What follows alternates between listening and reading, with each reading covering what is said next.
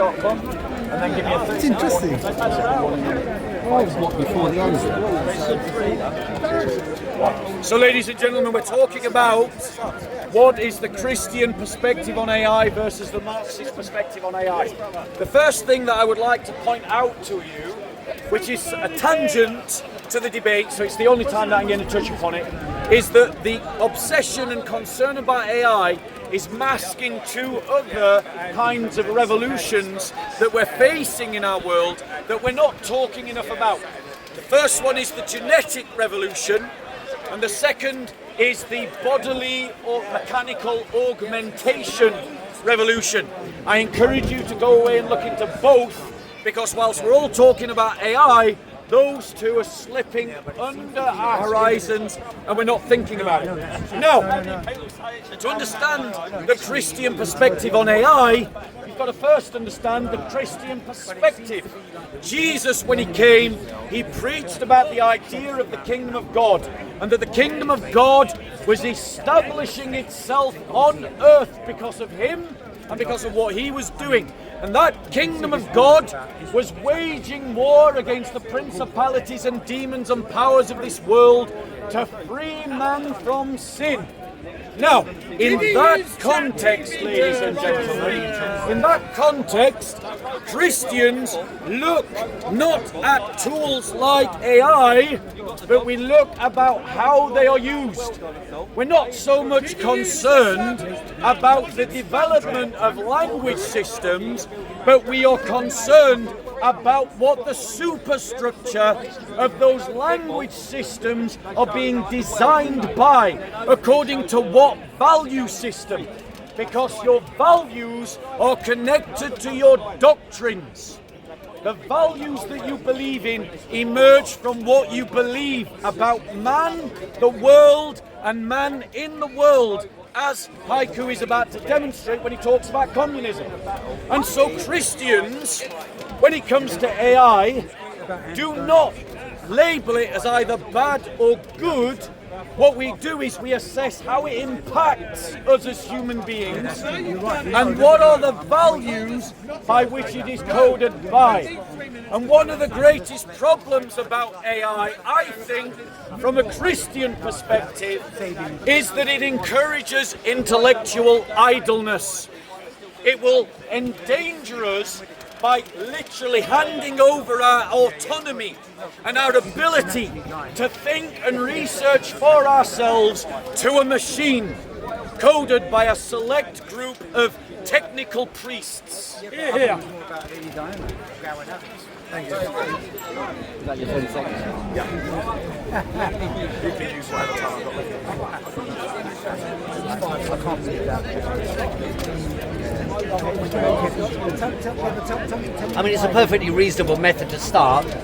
That is to explain what you mean by your basic doctrine, which you're thinking about, and then relate that to the question of artificial intelligence. So I'll do a little bit about that just quickly. So Marxism is a method for understanding the dynamics of society based on the history of social classes arrayed around who owns and controls the means of producing wealth. So the instruments and tools and land by which we shape the world and the way in which the hierarchies of society are organised to structure that production process and the distribution of wealth. So here we have a new tool, a new machine, a new technology produced by the hands and brains of human beings, but apparently out of their control. There are many people who talk about the dangers that AI is impending, or is about to reach a point where it is superior to human beings. And when it is superior to human beings, it may take command over the world, and that would be a tremendously negative phenomenon. So they call this artificial general intelligence. The idea behind it is that the machines will control everything in the world. Human beings will be impotent in relation to the decisions made by those machines, and therefore we're facing an existential threat to the future of humanity and the way we live, because our agency as human beings will be subservient to that of the machines. Yes. But I am arguing, based on Marxist outlook, that ownership and control is the decisive question, not the technology itself. I think the idea of artificial general intelligence conquering the world and dominating the world is a dystopian dream of the ruling classes, particularly of the Silicon Valley elite, who have used this mythology just like the Christians used the resurrection or used the idea of heaven and hell. So the leading lights of technology in Silicon Valley today, from Sam Altman to Elon Musk, are throwing into the air a deluded idea that they can control the entire planet using artificial intelligence, and that if they don't control what happens to it, then it will control all humanity. That's the goal. And what is your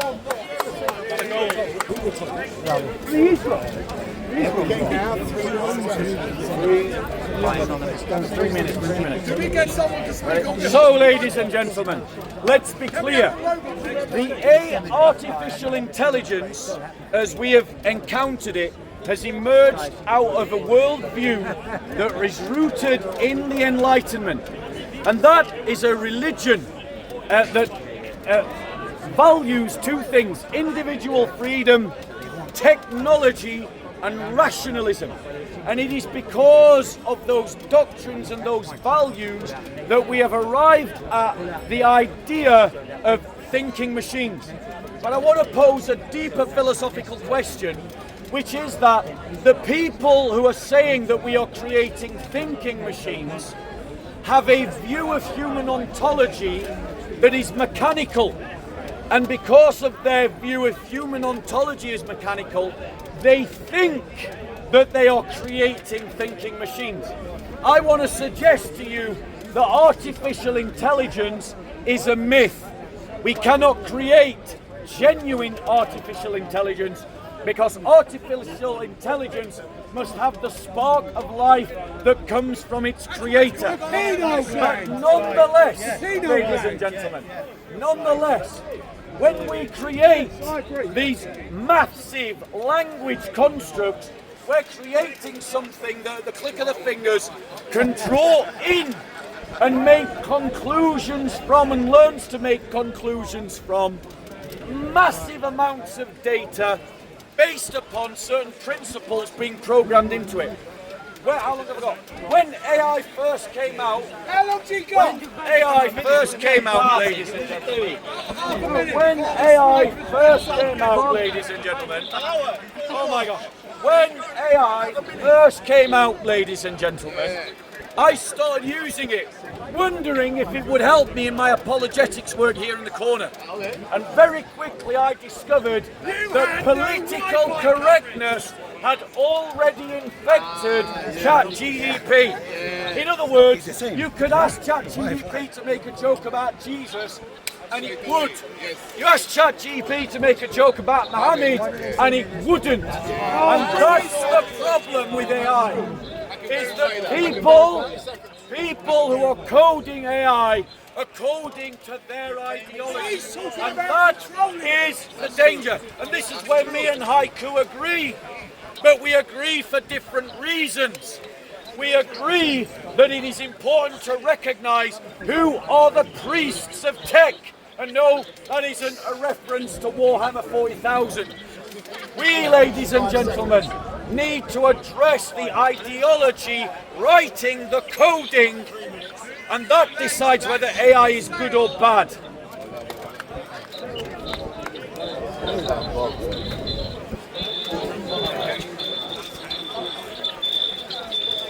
Just a point of which I think is actually incorrect. The one point I think is incorrect, and that is that, for example, this issue about Muhammad or a joke or something like that, that's not correct. What is correct is that if you use the artificial intelligence large language models on the internet, then they will have a layer. There is a layer of censorship. You're talking about controlling. So I'm saying what actually exists is a layer of censorship at the interface level that you use on the internet. the same large language models can be downloaded onto your computer, and when you use it on your computer, it will not have those restrictions. So these are restrictions imposed by censorship at the interface level through the internet. So it's not actually internally consistent. You can also have weight biases, which are imposed by people who have made programming and emphasis on certain things. So for example, one of the reasons why the Chinese artificial intelligence on videos is superior to the artificial intelligence of Western video production is because they've got a larger database that they've drawn from. And in terms of unified linguistic weight, the Chinese have also got a huge base of information from everybody's communications in China and from the internet publications in China, all in a single language. So you've got English language, you've got Chinese language, each of which will have the largest stores of data from which information is drawn. So those are just technical questions about the organisation. What about related to humanity, like a soul? What? A soul? That's not really related to humanity. That's related to human beliefs. Human beliefs. Some people believe in the existence of a soul. Now, you might, in fact, materially, I think artificial intelligence is not that different from the religious concept of the soul. I think it's not that different. Not that different. In fact, you could ask, what is the soul? You're saying it's something that outlasts a human being and represents their continuity in the consciousness of other human beings or in a spiritual existence after their death. Now, the closest thing we've got to that in the material world is artificial intelligence. That is true. But I don't believe that is a soul. And I don't believe there is a soul of human beings in any case. So that's why. No, I wouldn't. And that's why, well, this is what we're discussing. We're debating differences. And we are debating with the Christians, so I thought... You both traitors to my country! Fuck off! Traitor! Fuck off! You traitor!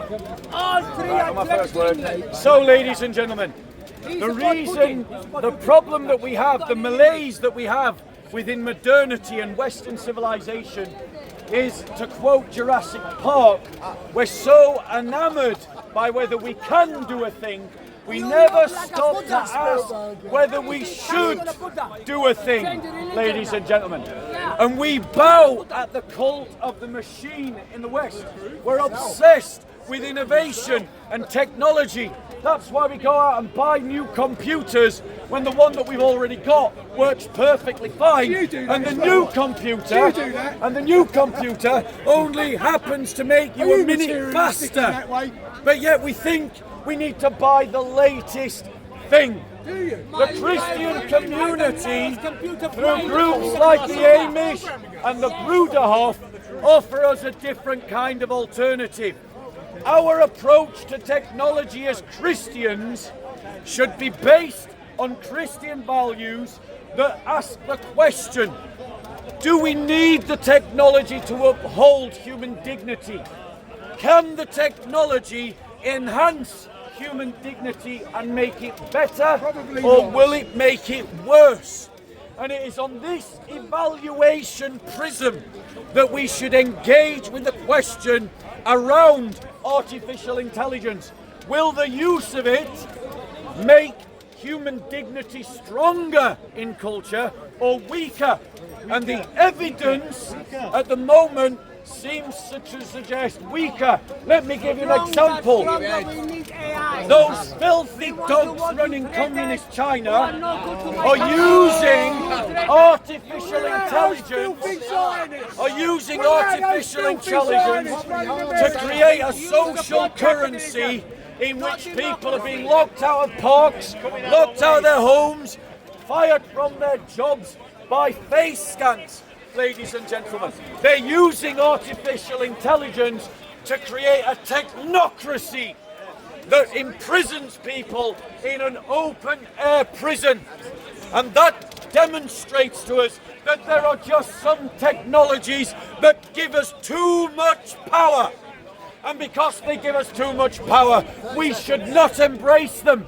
If the world had thought in a Christian way, we would not face the ever possibility of total nuclear destruction because society would have gone, this gives us too much power. And that is how we should measure all technologies, ladies and gentlemen, based upon how it impacts human dignity, whether it Take an extra minute, take an extra minute, Bob, take an extra minute. whether it impacts human dignity or whether it hinders human dignity. And the evidence would seem to suggest that the moment this power gets into the hands of government, government uses it to decrease human dignity. So maybe, and so do corporations. And so maybe the best way to deal with artificial intelligence is to make it openly available to everybody at the same time without restriction. Give us more Possibly, examples. maybe that is a better way to do it. It is already open source.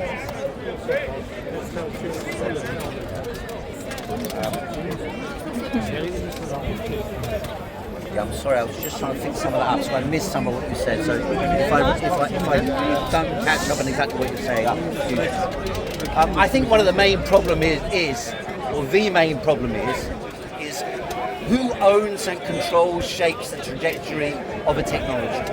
Zionists. It's not just Zionists. Oh, Zionists he run calls them dirty dog Chinese. But Zionists do Well, as I'll well. come on to the issue about China and the West. Essentially, the Western powers, ruled by the United States of America, dominate artificial intelligence. One of the reasons why Palantir has been booted out of the French Defense Department and was challenged by the Swiss, was kicked out by the Spanish. I think the Germans have challenged it as well. It's because they don't believe that their own technology is sovereign, and therefore, because these technologies allow the opposing country to utilize the infrastructure that they've got to penetrate into the operational models of society. So, for example, how a bank operates, how a corporation operates, how the financial infrastructure operates, what the people say to each other, how the mass media communicates, what is said to them, how they respond to it, how you can shape opinion. All those things are shaped by the technologies associated with artificial intelligence.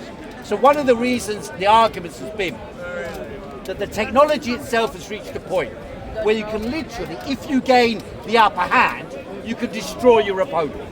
So you would be able to crash their economic system, destroy their banking system, paralyze their society, take over their weapons, make their weapons attack them, and so on and so forth. So in other words, every weapon that a country has got could then be turned against itself. Every technology that you have got can be turned against you. And everybody understands it in that way, which you've been pointing out, about the individual and the children being manipulated by technology and so on. Rather than them controlling it, it controls them. And therefore the discussion about stopping children from accessing social media and all this sort of, because they don't control it. It's the same dynamic where human beings lose control over the trajectory of the machinery that they themselves, in the abstract, not individually, but in the abstract, have created. And therefore the same question arises that I posed in the first place, which is the classical, I've got 4. That's an extra minute, isn't it? Well, he did 4. Yeah, you can do it. So the same question arises that I posed in the first place. Who owns and controls is the decisive question. Now that doesn't mean that public ownership will necessarily produce perfect results, or democratic control will necessarily produce perfect results, because we are building technologies on the basis of the existence of societies who have got all sorts of different internal regimes and internal cultural background. So if in Afghanistan today you allow people unrestricted utilization of that technology, they can use it for whatever, a terroristic aim, if the Afghans want to carry out terroristic aims. Or the Americans, of course, who are the dominant power in the world, not Israel, the dominant power is America, the dominant power of America, Not anymore, mate. their main reason fucking lost for it. financing an army, the technology machinery of the Silicon Valley, is to try and prepare the ground to destroy China. And they use all sorts of methods to do it. One thing is the endless propaganda campaign to argue that China has got, one, a generalized social credit system, which they do not. Agreed. Two, that they have a totalitarian dictatorship, which they do not. I'll come back later on. So do 3 minutes, go back to 3 minutes. 3 minutes. So just 3 minutes. Ladies and gentlemen, Should it be banned? as Should it be Christians, banned? we wanna measure things through the idea of the kingdom of God. Now, I want to say that Haiku, me and him are agreeing for the most part. He thinks the most important question to ask is who controls artificial intelligence. I want to ask a deeper question. I want to ask the question, what is the ideological narrative that the people who control AI are living by? That's a much more important question. And that is important, ladies and gentlemen, because how you view the world and man's place in the world will directly affect how you use technology, Should we as ban it? every society has. And I would suggest to you that Christianity offers to man a lesson that communism doesn't recognize. Christianity offers this lesson: man is sinful in his heart, and he has a corrupt heart that will always pursue sin. Always, in every circumstance. And that means, ladies and gentlemen, that technology that creates power over people's lives and is held by too few people will end up being abused.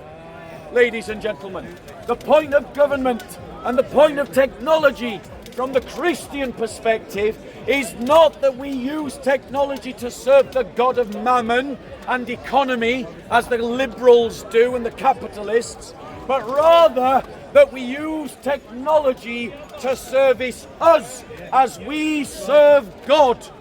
So that what we should do is have a limited form of AI that can speak into certain questions and not others. And the questions that it should be able to speak into should be decided based upon what is the common good, what would benefit us all, not what would benefit one group over another, ladies and gentlemen. And so there is a Christian approach to technology. But I would say that we need to reframe entirely our understanding of technology and stop seeing it as something to pursue for its own sake. I mean, at what point, ladies and gentlemen, can we say to ourselves that we have enough, that we don't need more? Why do we need constant advancement? Why can't we be happy with what we have? And that, ladies and gentlemen, is the radical kind of questions that Jesus asks that Marx didn't even begin to think about.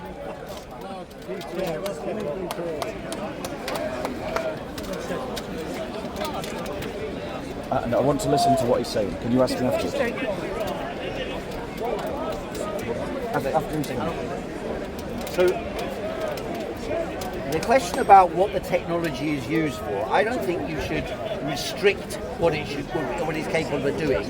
But at the same time, you need to have protections for the individuals and for organizations using it to protect their infrastructure, to protect their operations without someone maliciously destroying them. The entire structure of how American artificial intelligence is being designed is to produce, that's the aim, to produce something that would be a godlike knowledge over humanity. A sort of knowledge engine that would dominate the intellectual sphere and be able to predict your actions before you take them and thereby prevent you from taking them. and thereby prevent other countries from challenging American dominance. That's the ideology that drives American investment in Silicon Valley. But actually, as was seen last week in the stock market jittering around AI, actually it's a con. There is, my belief anyway, there is never going to be artificial general intelligence. The idea that it will totally surpass humanity, I think, is false. The variety of human activity is too complex. But it can facilitate the transformation of the world into a paradise. I think that is possible.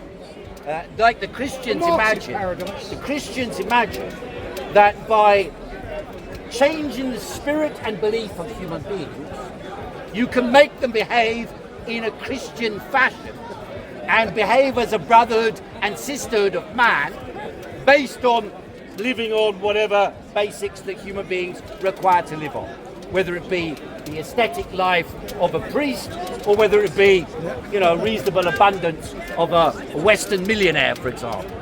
So they have a belief that changing the mind and morality of man will shape how human beings interact and create a kind of will of God on earth, despite the fact that man is an inherent sinner, according to Bob. According to my view, human beings' behaviour, most of what is considered to be terrible sins today, are products of the organisation of social life, of the organisation and distribution of wealth, and the legacy traditions of the past, weighing on the minds and morality of humanity. And if you remove the objective forces which create and regenerate those poisonous attributes in humanity, then I believe you can create a paradise on earth. And you don't require a God for that, and you don't require a Jesus Christ for it. Another 3 minutes. 2 more rounds and then stop this one, and then 1 more each. Yeah? Okay. Go. Ladies and gentlemen, beware of the merchants selling you paradise. The reality is every attempt to create heaven on earth by man has resulted in mass death, corruption and the abuse of power. Whether it's Anabaptists in Munster during the Reformation, or whether it's communists in Russia and Cuba during the Revolution, or whether it's Islamists in ISIS in Iraq and Iran. The reality is those that promise you heaven on earth will only deliver you hell on earth, ladies and gentlemen. It is not for man to establish fully the kingdom of God. That is the role of God himself, and he does it through his Messiah. Let us be clear, Christians did not invent a myth of the resurrection to gain control over people. That is a Hegelian Marxist interpretation, and just a little sprinkling of Foucault in it as well. But the reality is, ladies and gentlemen, the resurrection was proclaimed because it truly happened.